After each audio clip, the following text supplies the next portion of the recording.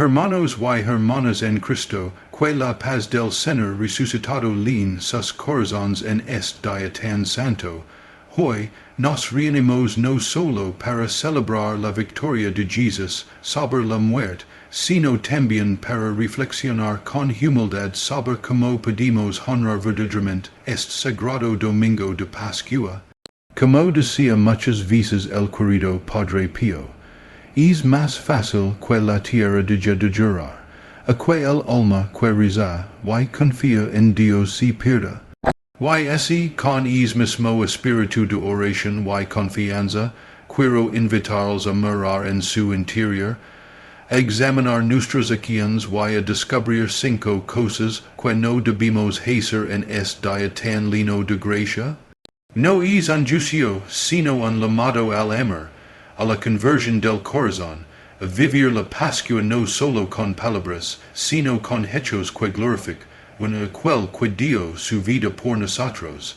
El domingo de Pascua es el día más importante para nosotros como cristianos. Es la celebración de la victoria de Cristo sobre la muerte, el cumplimiento de la promesa de salvación, y el inicio de una nueva vida en él. Sin embargo, con el paso del tiempo, es fácil caer en la rutina, en la costumbre vacia, en la celebración exterior sin profundidad interior. La primera cosa que no debemos hacer en este día tan sagrado es convertir la Pascua en una celebración vacia sin oración. Sin oración, el alma se queda sin alimento. Sin oración, el corazón no se eleva. Sin oración, la resurrección se convierte en una historia bonita, pero no en una experiencia viva. Padre Pío decía que la oración es la respiración del alma, así como el cuerpo no puede vivir sin respirar, el alma no puede vivir sin orar. Y si hay un día en que el alma debe respirar profundamente la gracia de Dios, es el domingo de Pascua. No se trata de repetir palabras por compromiso o de cumplir con una formalidad. Se trata de entrar en una comunión viva con Cristo resucitado, de mirar la piedra removida del sepulcro y sentir que también nuestras propias piedras, nuestros miedos, nuestras dudas, nuestras heridas, pueden ser removidas por su amor. Muchos celebran este día con comidas, reuniones familiares, ropa nueva y sonrisas que parecen sinceras.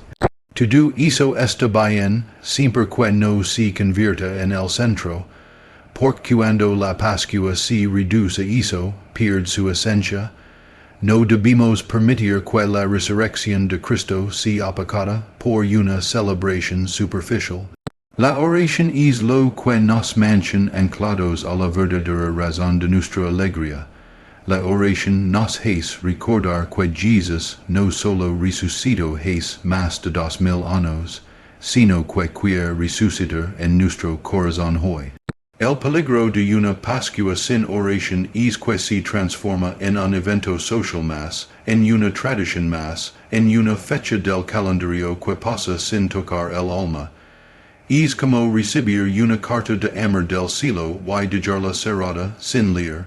¿De qué sirve celebrar si no se abre el corazón?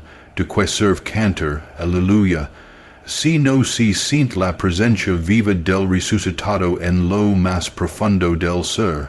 Sin oración, incluso las palabras más bellas se quedan vacías. Sin oración, incluso la misa puede volverse una costumbre sin encuentro. La oración nos permite vivir la Pascua como un renacer. Es ahí donde el alma se encuentra con la misericordia. Es ahí donde las lágrimas se convierten en esperanza. Es ahí donde el silencio del sepulcro se transforma en el canto de la vida nueva. No orar en este día es como estar presente en el jardín del sepulcro vacío y no ver al Señor que llama nuestro nombre, como llamó a María Magdalena. Ella estaba allí llorando sin entender hasta que él le dijo, María, y entonces lo reconoció. Esa experiencia no ocurre sin oración. No se puede reconocer al resucitado si no hay un corazón en escucha. En est mundo ruidoso, apriorado, distraído, el mayor regalo que pedimos dar a Cristo resucitado es un momento de silencio, de recogimiento, de oración verdadera, no una oración automática, sino una oración desde el alma. Una oración que diga, Señor, aquí estoy, te creo, te necesito, te agradezco. Incluso unos minutos de oración sincera pueden transformar el sentido de todo el día. La Pascua, entonces, deja de ser una celebración externa, y se convierte en una experiencia viva del amor de Dios que vence toda oscuridad. Padre Pío decía que no hay nada más poderoso que un alma que ora con fe. Y es cierto, la oración del domingo de Pascua no es solo una costumbre, es una necesidad. Es el momento de mirar al cielo y decir, gracias por la cruz, gracias por el sepulcro vacío, gracias por no abandonar nunca. Es el momento de volver a empezar, de renovar la fe, de pedir al Espíritu Santo que nos ayude a vivir como resucitados, porque no hay resurrección verdadera sin oración profunda. Y no hay oración profunda sin humildad y apertura del corazón. El domingo de Pascua no es un día cualquiera en el calendario litúrgico. Es el centro de nuestra fe, la confirmación de que Cristo ha vencido a la muerte y nos ha abierto las puertas del cielo. En este día glorioso, no asistir a la Santa Misa con el corazón dispuesto es perder la oportunidad más preciosa de encontrarnos con el resucitado de manera real y viva. No basta con ir por obligación, no basta con estar físicamente presentes en el templo. Es necesario que nuestro corazón esté verdaderamente preparado, abierto, sediento de Dios, y dispuesto a recibirlo con amor sincero. La misa del domingo de Pascua es el momento más solemne y significativo, porque en ella celebramos la victoria de Cristo, y renovamos nuestra esperanza como cristianos. Pero cuantas veces asistimos como si fuera una rutina, sin darnos cuenta del milagro que se celebra en el altar. Cuantas veces entramos al templo sin recogimiento, sin oración previa, sin tomar conciencia de que estamos ante el mismo Dios que ha vencido a la muerte.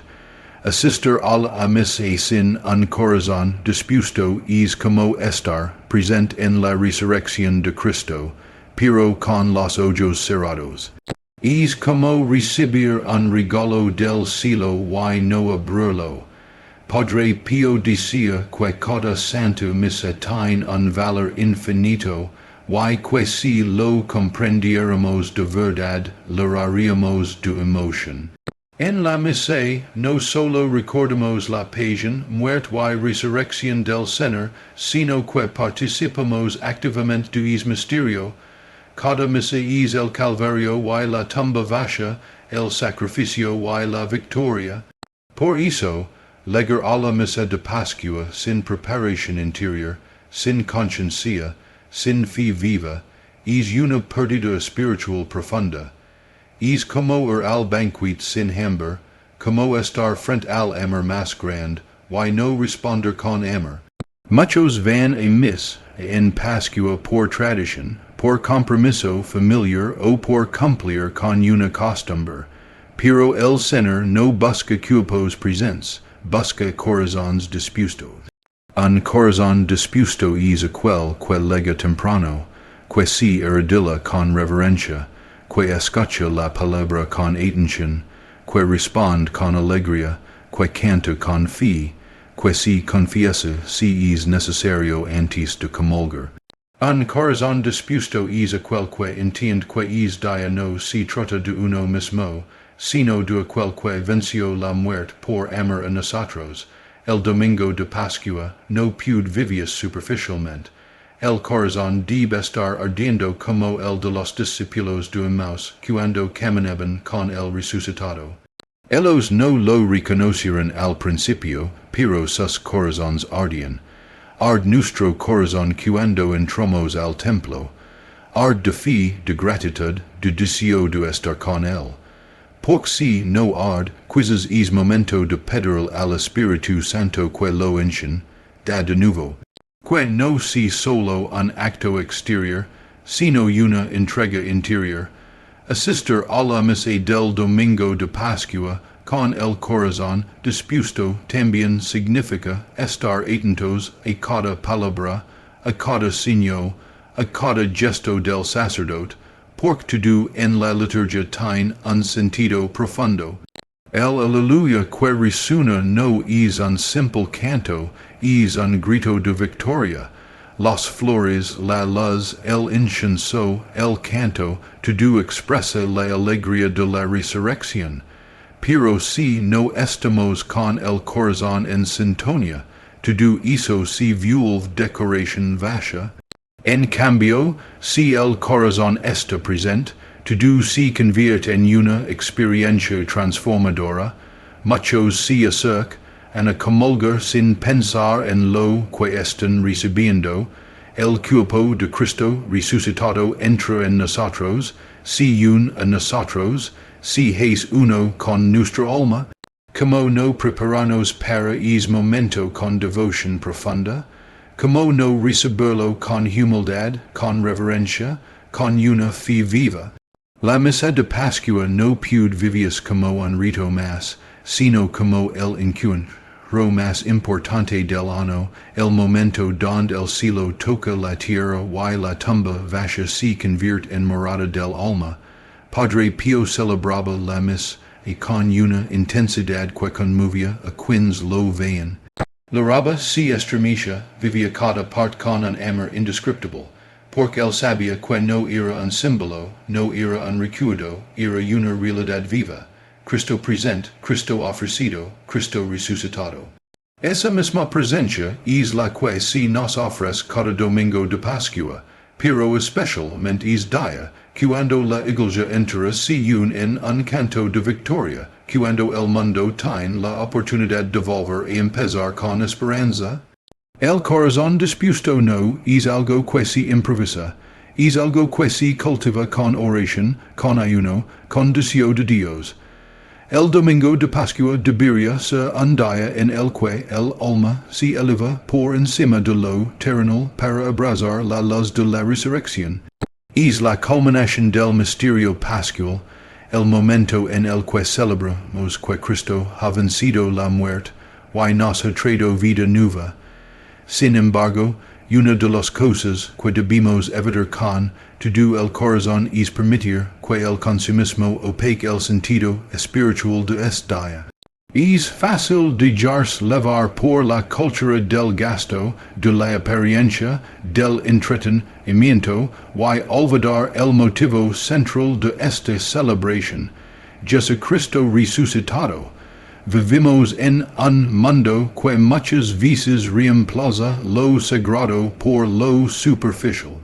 Durante la Semana Santa, y especialmente en Pascua, la tentación del consumismo se presenta confusa, disfrazada de regalos, dulces, decorations, comidas abundantes y fiestas que, si bien pueden tener un lugar secundario, no deben ocupar el centro. Cuando lo material toma el protagonismo, el alma corre el riesgo de vacillar, de desenfocarse, de quedarse con lo que brilla por fuera pero carece de profundidad por dentro. Y esto es particularmente peligroso en el domingo de Pascua, porque no se trata de cualquier celebración, sino de la más grande, la más santa, la más transformadora. El consumismo convierte la Pascua en una especie de espectáculo comercial. En muchas partes del mundo se habla más del canillo de Pascua, los huevos de chocolate y los regalos que del Cristo resucitado. si venden productos, si promueven campanas, si organizan eventos que duran en torno al placer, y no al espíritu. Incluso dentro de las familias creyentes, si puede caer en la trampa de poner más atención en la mesa que en el altar, más tiempo en los adornos que en la oración, más interés en la ropa nueva que en la renovación del corazón. No hay nada malo en celebrar con alegría, pero cuando lo exterior eclipsa lo interior, la Pascua pierde su esencia. Padre Pío enseñaba con su vida una renuncia profunda a lo mundano para abrazar lo eterno. Él nos recordaba que el alma necesita alimentarse de lo invisible, de lo que no se compra, de lo que no se vende. El amor de Dios, la gracia, la fe, la esperanza, el perdón, la conversión, no tienen precio porque son dones gratuitos. Y en Pascua, estos dones se derraman con abundancia sobre quienes los buscan con humildad. Pero cuando el corazón está distraído por lo material, es difícil recibir lo espiritual. Es como tratar de ver el sol con los ojos vendados por el brillo de cosas pasajeras. El consumismo también trae consigo una carga de ansiedad y comparación. Si mira que tiene el otro, como si viste el otro, como decora el otro, que publica en sus redes sociales, si empieza a medir la alegría pascual por lo visible, lo cuantificable, lo que genera aplausos o admiración. Y eso aleja el alma de la verdadera resurrección, porque Jesús no resucitó para ser exhibido como un trofeo, sino para habitar en el corazón humilde, silencioso y sincero. El sepulcro vacío no fue un espectáculo público, fue una revelación íntima para los que creen de verdad. Cuando la Pascua se vive desde el corazón, y no desde el consumo, todo cobra sentido. La comida se comparte con gratitud, no con exceso. La ropa se elige con dignidad, no con vanidad. Los regalos, si los hay, se ofrecen con amor, no con ostentación. Las reuniones familiares se transforman en espacios de reconciliación, de escucha, de comunión, y no en vitrinas de apariencia. Es en esas sencillas donde flores la Pascua verdadera, la que transforma vidas, la que sana heridas, la que resucita la esperanza. El consumismo también nos roba tiempo que podríamos dedicar a la oración, a la lectura de la palabra, a la adoración, al silencio interior. Nos hace correr de un lado a otro preparando cosas que en el fondo no son necesarias. Y al final del día, el alma puede sentirse vacía, como si algo esencial hubiera faltado. Porque la alegría que viene de Dios no se encuentra en lo que compramos, sino en lo que recibimos de lo alto. Y eso requiere un corazón libre, desprendido, enfocado en lo que realmente importa. Padre Pío vivía con una pobreza evangélica que irradiaba una riqueza espiritual inmensa. No necesitaba grandes celebrations para experimentar la Pascua, porque la llevaba en el alma. Esa es la invitación también para nosotros. No dejarnos engañar por el brillo falso del consumismo, sino buscar la luz verdadera que emana del Cristo resucitado. Solo así el domingo de Pascua será realmente un día de resurrección, y no solo una celebración exterior más. El domingo de Pascua es la gran proclamación de la victoria del amor sobre el odio, del perdón sobre el pecado, de la vida sobre la muerte. Es un día en el que todo cristiano debería renovar su compromiso con el Evangelio, especialmente con aquellas enseñanzas que nos gustan más. Una de ellas, y quizá una de las más difíciles, es el perdón. En este día sagrado, una de las cosas que no debemos hacer es guardar rencor o negarnos a perdonar. La resurrección de Cristo no tiene sentido pleno en un corazón endurecido. Es incompatible celebrar la victoria del amor divino mientras se alimenta el resentimiento en el alma. El rencor es una cadena que esclaviza el corazón. Es un veneno silencioso que apaga la alegría verdadera. No hay espacio para la vida nueva en un alma que se aferra al pasado, que guarda heridas sin intención de sanarlas, que vive mirando con amargura lo que otros le han hecho. Why, sin embargo, muchos ligan al domingo de Pascua, con cuentas pendientes, con heridas abiertas que no quieren cerrar, con enemistades que han dejado que se convierten en parte de su identidad. La resurrección de Cristo vino a romper todas esas cadenas, a ofrecernos libertad, pero esta libertad solo se es efectiva cuando se elige el perdón. Padre Pío solía decir que el alma no puede crecer si no perdona. El perdón es la puerta de entrada a la paz, no es un simple acto de debilidad o resignación, es una elección firme de no dejar que el mal venza al bien.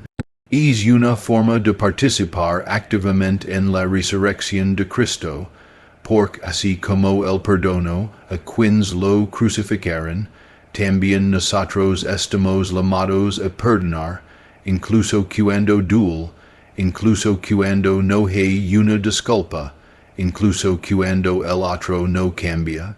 El perdón no depende del otro, depende de uno mismo, de esa decisión interior de poner a Cristo en el centro, y no al ego.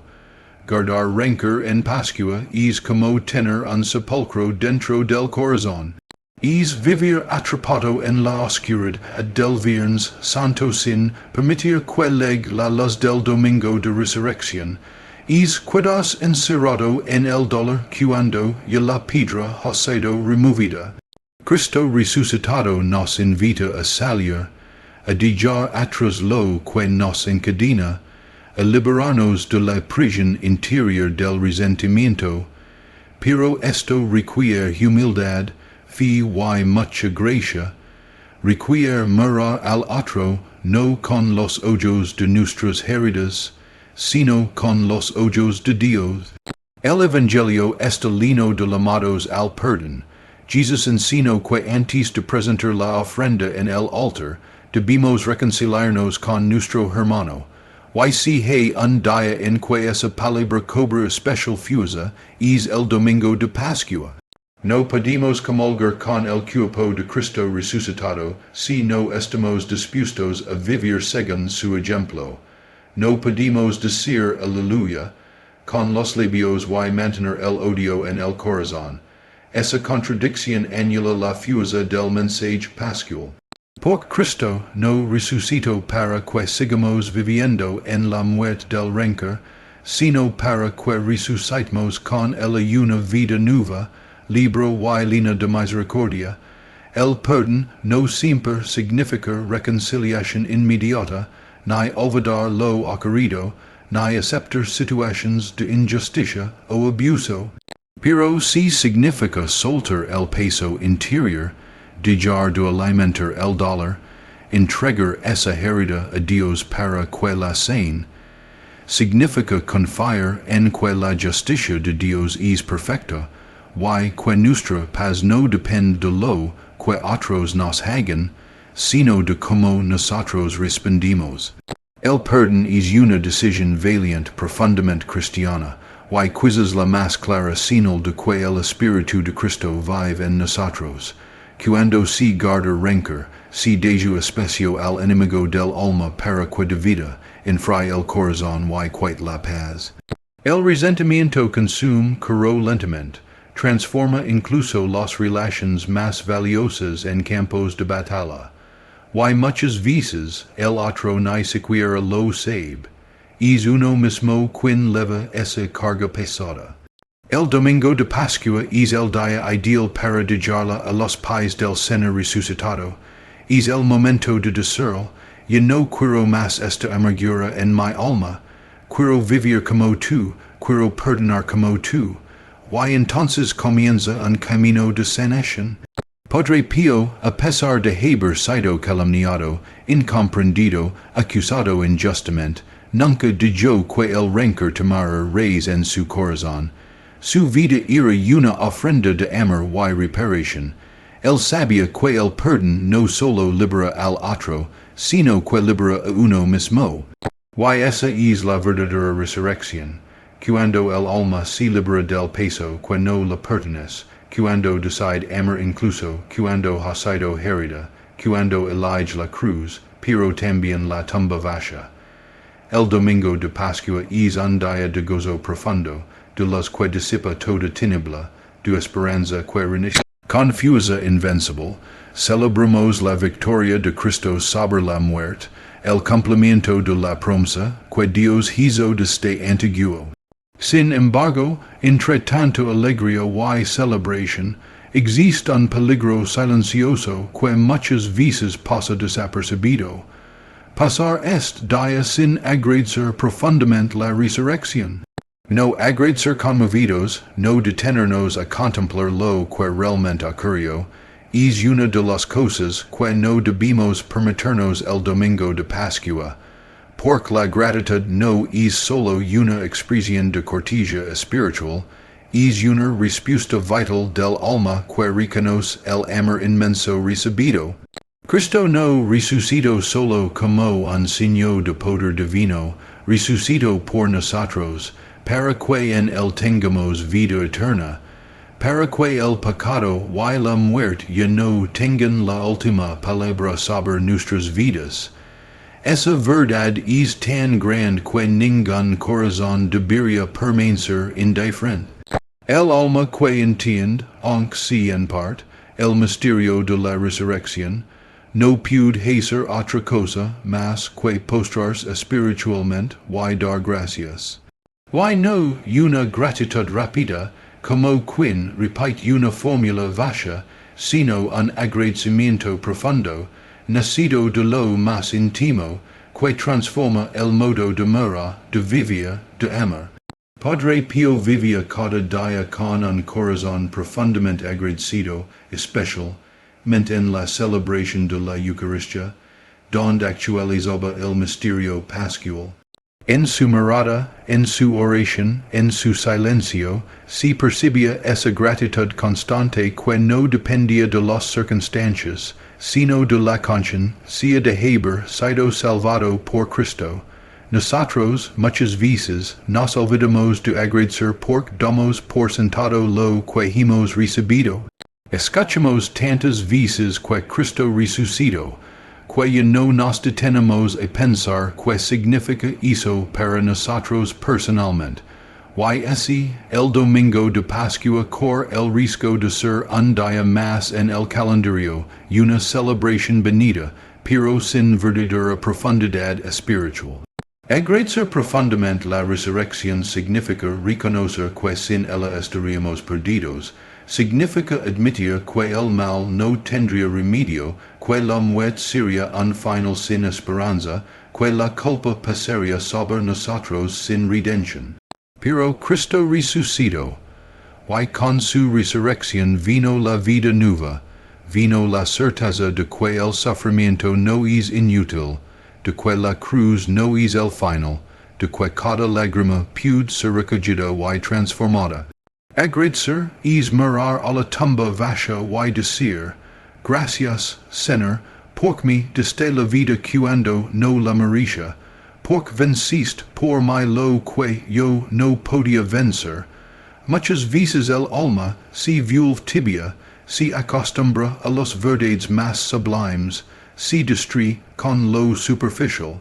Y la gratitud se enfría, pero la Pascua es el momento para despertar, para volver a encender esa llama interior que reconoce que todo lo que somos, todo lo que tenemos, todo lo que esperamos, tiene su raíz en la resurrección de Cristo. Un corazón agradecido no necesita grandes señales ni milagros visibles, porque ya ha recibido el milagro más grande, la salvación. Por eso, no podemos pasar este dia sin detenernos a decir gracias con todo el ser. El agradecimiento sincero se expresa en muchas formas, en la oración silenciosa, en la adoración reverente, en la participación consciente en la misa, en el amor ofrecido al prójimo, en el perdón concedido, en la alegría compartida. Agradecer profundamente no es solo decir palabras, es vivir con consciência, sea del don recibido, es despertar es asombro que quizás se ha dormido con el tiempo, es mirar la cruz y la tumba vacía con los ojos del alma y conmoverse de las lágrimas por tanto amor recibido, es reconocer que, sin la resurrección, nuestra fe sería inútil, y que todo lo que hacemos tiene sentido solo porque él vive. También es necesario agradecer en medio de las pruebas, porque la resurrección no elimina el dolor, pero lo transforma. No quita la cruz, pero le da un sentido nuevo. Agradecer incluso cuando se sufre es uno de los actos más profundos de fe pascual. Es confiar en que, si Cristo venció la muerte, también nos dará la victoria en nosotros en nuestro momento. Es saber que no caminamos solos, que la vida no es un viaje sin rumbo, que el final ya está escrito y es glorioso. Esa certeza es motivo más que suficiente para vivir el domingo de Pascua con gratitud verdadera, consciente, viva. Padre Pío enseñaba que un corazón agradecido es un corazón que ama. Y no hay mejor manera de agradecer al resucitado que amando con obras concretas, con una vida transformada, con un testimonio que contagie esperanza. Porque la gratitud que no se traduce en vida nueva se queda en la superficie. El Señor resucitado no busca solo palabras bonitas, busca corazones rendidos, corazones que hayan entendido la magnitud de su regalo y viven de acuerdo con esa verdad.